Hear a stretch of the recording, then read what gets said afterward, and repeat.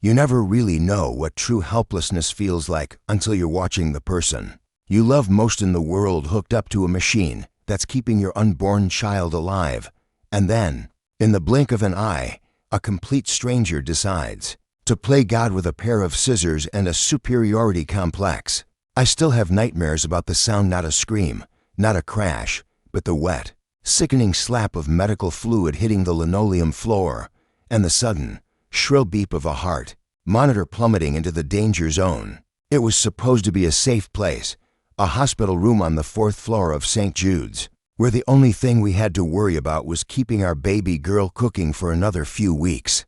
My wife, Elena, was 29 weeks pregnant, glowing. Despite the fear, her hand gripping mine like a lifeline, because her water had broken 2 months too early. We were terrified, living hour by hour, praying that the magnesium sulfate drip, that nasty, burning stuff that makes you feel like your blood is on fire, would do its job and stop the contractions. Long enough for our daughter's lungs to develop. The doctors were optimistic. The nurses were angels in scrubs, and for a few hours that rainy Tuesday morning, we actually thought we were out of the woods. The room was quiet. Just the rhythmic whoosh-whoosh of the fetal heart monitor and the hum of the pump. I remember leaning back in that uncomfortable recliner, closing my eyes for the first time in 24 hours, thinking that maybe, just maybe, the universe was giving us a break. But the universe has a funny way of balancing the scales, and sometimes it sends chaos wrapped in a beige trench coat and holding a clipboard. The door didn't open. It flew inward like it had been kicked, banging against the stopper with a violence that made Elena jump and gasp in pain. Standing there wasn't a doctor, wasn't a nurse, but a woman in her late 50s who looked like she'd just stepped out of a catalog for people who yell at baristas for sport. Her hair was sprayed into a helmet of stiff blonde perfection. Her blouse was aggressively starched, and her eyes cold, hard, and scanning the room like a predator landed on us with zero empathy. She didn't introduce herself. She didn't apologize. She just marched into the room, her sensible heels clicking on the tile like a countdown, and started pointing. "This is unacceptable," she announced, her voice shrill and grating. "You have unauthorized electronics plugged into the wall. The blinds are at an unapproved angle for exterior uniformity, and that medical equipment is creating a noise disturbance for the hallway." I blinked, genuinely thinking I was hallucinating from sleep deprivation. "Excuse me," I stammered, standing up to block her view of Elena. "Who are you? You can't be in here." She ignored me completely, stepping around me with a surprising amount of agility, her eyes locked on the IV stand next to Elena's bed. "I am Margaret Vance," she said, as if the name was supposed to make me bow down. "I am a community oversight volunteer and a former medical administrator, and I know a violation when I see one." She pointed a manicured finger at the magnesium bag. "That flow rate is erratic. It's a liability, and that bag has been hanging too long. It's a breeding ground for bacteria. You're endangering the facility's compliance rating." Now, looking back, I realized none of what she said made any sense. It was word salad, a mix of medical jargon and bureaucratic nonsense, designed to sound authoritative, but in the moment, with adrenaline pumping, I just tried to de-escalate. "Ma'am, the nurse just changed that bag 10 minutes ago. Please, my wife is in premature labor. You need to leave."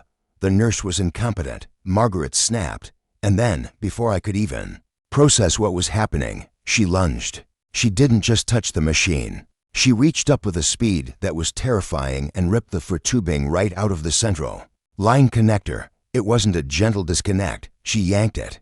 The result was instant chaos. The pressure in the line released, spraying the magnesium solution all over Elena's chest and face. The pump immediately sensed the occlusion and started screaming a high-pitched alarm. But the worst part, the part that haunts me, was Elena. The sudden cessation of the medicine, combined with the shock of being splashed with cold fluid and the terror of the assault, sent her body into instant distress. She screamed, clutching her belly, and her eyes rolled back as a massive contraction hit her. "What are you doing?" I roared, shoving Margaret back, but she didn't look horrified. She looked satisfied. She was holding the dripping tubing like a trophy, muttering, "I told you. It wasn't secured properly. I fixed it. I slammed the emergency call button, shouting for help, while trying to wipe the fluid off Elena's face. The fetal monitor, which had been a steady, comforting rhythm, suddenly dropped. The heartbeat slowed. Beep, beep, beep, decelerations. Our baby was in distress.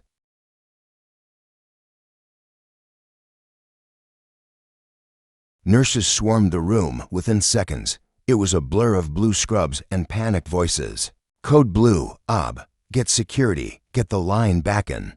I was pushed to the side as they worked on Elena, who was sobbing, hyperventilating, crying out that she couldn't feel the baby moving.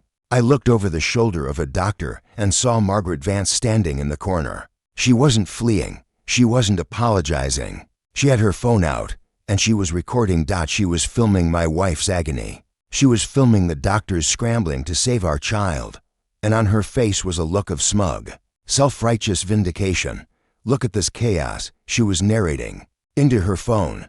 Complete lack of protocol.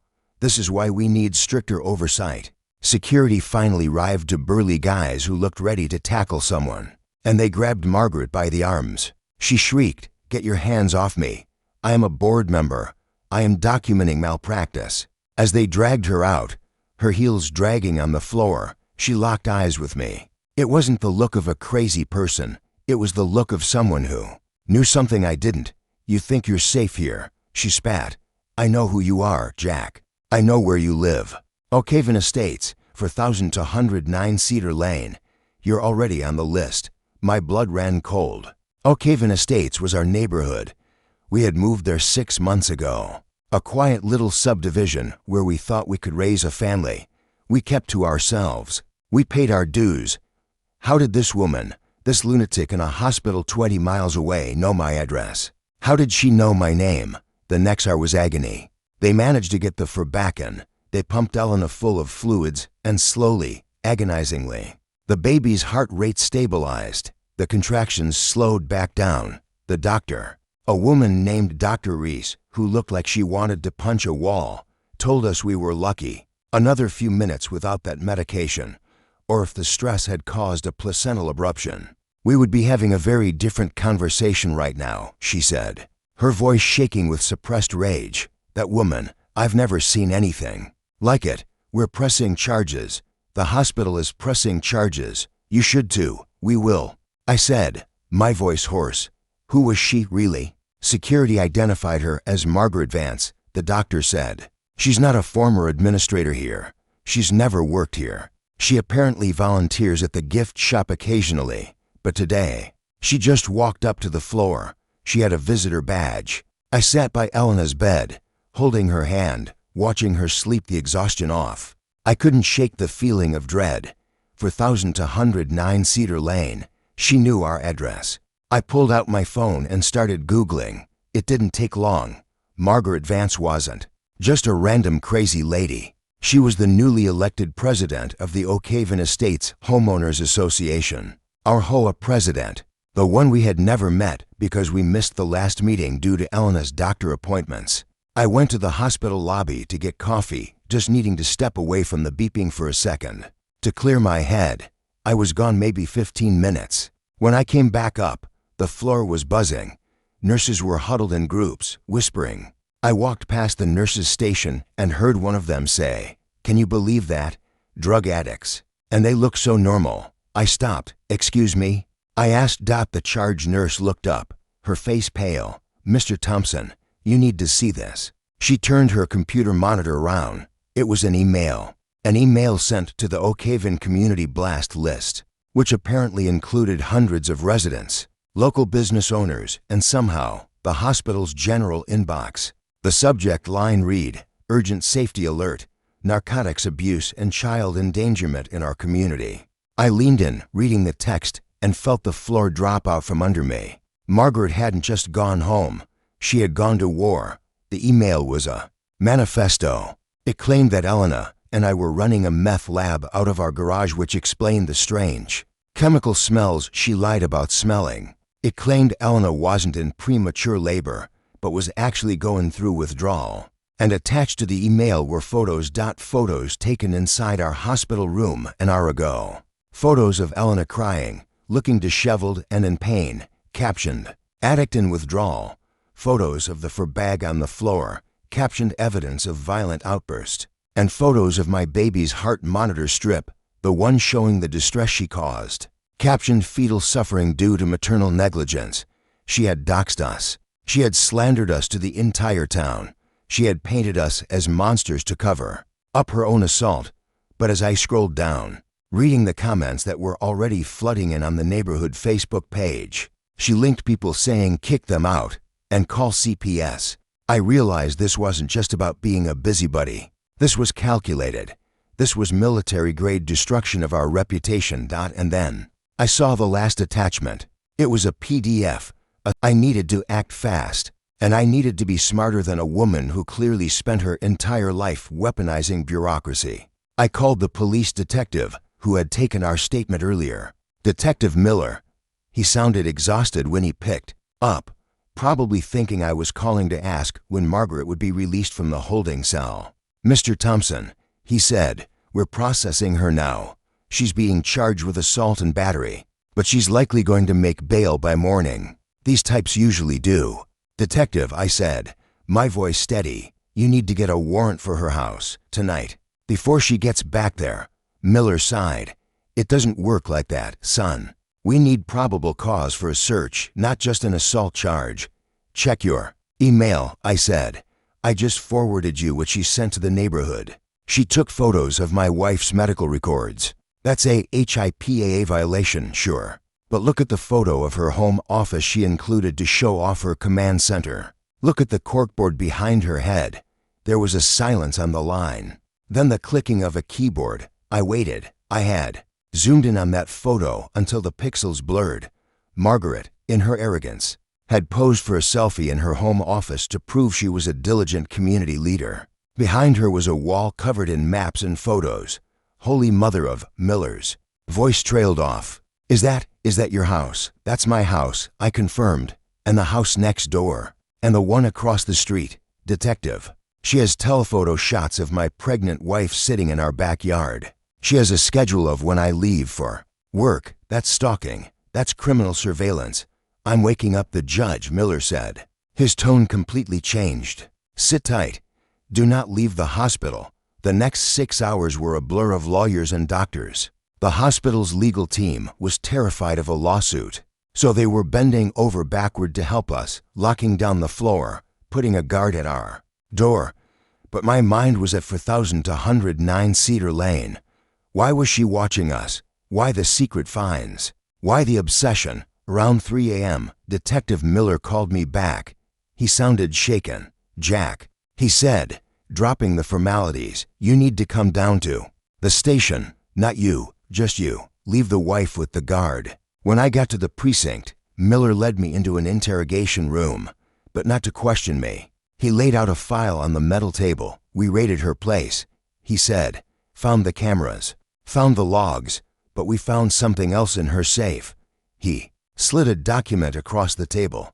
It was a life insurance policy, a key person insurance policy, the kind businesses take out on essential employees. But the business listed was the Oak Haven Hoa, and the key person insured, it was Sarah, my wife. The policy was for $750,000. "How is this possible?" I whispered, feeling the bile rise in my throat. "You can't take life insurance out on a neighbor. You can if you forge their signature and claim they are the treasurer of the Hoa." Miller said grimly, "She falsified meeting minutes. She made your wife an officer of the board on paper, unbeknownst to you. Then she took out a policy claiming that if Sarah died, the Hoa would suffer irreparable financial harm. And guess who the sole signatory for the Hoa bank account is?" "Margaret," I said. "Margaret," Miller nodded. "But here's the kicker. We looked into her financials. Margaret Vance is broke. She lost her husband's pension in a crypto scam last year. She's underwater on her mortgage. She's been embezzling from the Hoa funds to pay her bills, but the pot was running dry. She needed a big payout to cover the theft before the annual audit next month." The room spun. It wasn't just about rules. It wasn't just about control. It was a hit. She didn't come to the hospital to enforce policy. She came to stress my wife. into a miscarriage or worse. She knew a premature birth with complications could be fatal. She ripped that for out hoping to induce a crisis. She wasn't a Karen. She was a predator. She bet against my wife's life, I said, my voice trembling, with a rage so pure it felt like white heat. She was banking on Sarah dying in childbirth. She's not making bail, Miller said, a dark satisfaction in his voice. We tacked on insurance fraud, forgery, grand larceny, and attempted murder. The DA is looking at this file and drooling. She's going away for a long time. I drove back to the hospital as the sun was coming up. The rain had stopped. I walked into the room, and Sarah was awake, holding a cup of apple juice, looking terrified. Is she coming back? She asked. No, I said, kissing her forehead. She's never coming back. The fallout was spectacular. The news broke 2 days later. Hoa president charged an insurance murder plot. The neighborhood exploded. The friends who had commented on her post claiming we were trash suddenly deleted their accounts. The Hoa board, realizing they had been complicit in a massive embezzlement scheme, dissolved overnight, but the real justice came in the mail a week later. A letter from the insurance company. They were suing Margaret for everything she had, which wasn't much, but they also voided all the liens she had placed on our home. The fines were erased. And then, a letter from the hospital. They were comping our entire stay, the NICU, the delivery, everything as an apology for the security breach. Our daughter, Maya, was born 3 weeks later. She was small, but she was fierce. She came out screaming, lungs fully developed, stronger than anyone expected. We brought her home to a quiet neighborhood. Margaret's house sat empty across the street, taped off with police line, a foreclosure sign already pounded into the lawn. The trial was short. Margaret tried to plead insanity, claiming the stress of leadership made her delusional. The jury didn't buy it. Not after they saw the spreadsheet she kept calculating the odds of maternal mortality rates. She got 25 years. She'll be an old woman before she ever sees a blade of grass she can measure again. We moved a year later. We couldn't stay in that house, knowing she had been watching us through a telephoto lens, planning her payout. We bought a farm upstate, miles from the nearest neighbor, where the only rules are the ones we make. Sometimes, when the wind blows through the trees at night, I remember the sound of that for bag hitting the floor. It reminds me that evil doesn't always look like a monster in a movie. Sometimes it wears a pantsuit and worries about property values. It reminds me that we survived. We won. But it also makes me wonder, how many other Margaret Vances are out there? How many people are sitting on Hoa boards right now, drunk on a little bit of power, viewing their neighbors not as people, but as pawns? So, I have to ask you folks, have you ever had a neighbor who seemed a little too interested in your life? A president who treated the neighborhood like their personal kingdom? Check your bylaws, check your fines, and for God's sake, make sure nobody has taken out a policy on you. Because you never know when someone decides you're worth more dead than alive. Let me know your horror stories in the comments aisle. Be reading them from my porch, where the only thing watching me is the barn cat. Stay safe out there.